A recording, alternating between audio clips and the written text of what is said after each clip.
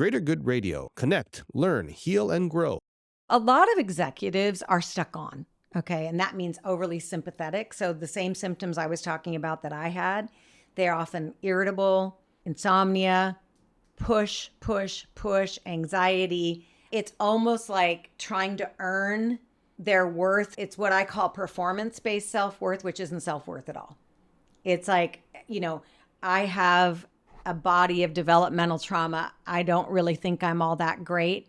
But if my net worth is this, if I'm important and special by being the CEO of a very successful company, then I've got worth. And so a lot of it is really looking at what really matters to you and finding where they can find their worth without killing themselves. And oftentimes you have to regulate their brain because they don't have a choice about overworking. So the brain stem and the amygdala in the limbic system is sort of the smoke alarm of the brain. And so all flight response, which is overworking, overdoing, you find a lot of executives stuck in that. Fawn response, pleasing everybody.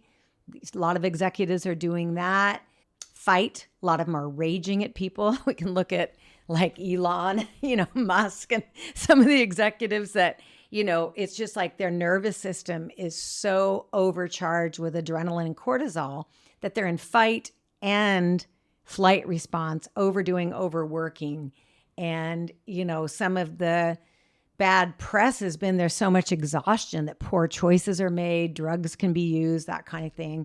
So like anybody else, executives are people clearing the trauma, finding their self-worth. I developed something called soul spotting, like where's your goodness as a soul? What do you want to be remembered for at your celebration of life?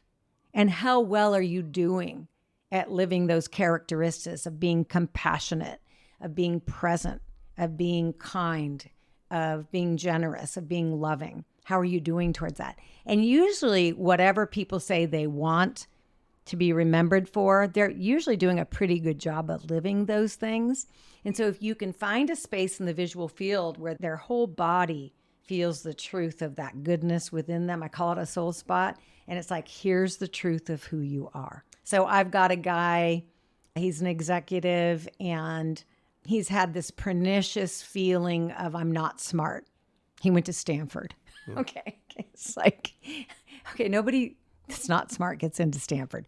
But it was so ingrained in him. And what he found is, I'm a really loving father. My dad checked out on me and didn't give me the time of day, but I have been so loving, and I have 2 special needs kids. And boy, the tears are coming, and I have loved them as fully as is possible. I did not repeat what I received as a child. So I put him on that spot. And boy, did that go a long way towards this underlying feeling of deep unworthiness and shame. So it's just finding the way out a lot of times. I don't treat an executive any different than I do anybody else because they have self-worth problems just as much as the rest of us. And they'll say, no, I feel really good about myself. Look what I've done with my company.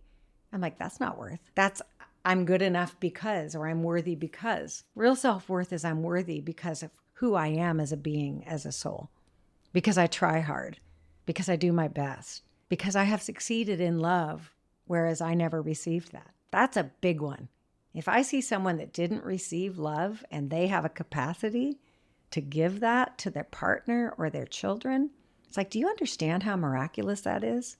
And I will find the spot where they get an embodied experience of their goodness as a soul. And that can change everything. If you resonate with Greater Good Radio, please join our community at www.greatergoodradio.com, where you can get access to exclusive content and offerings. Hope to see you soon.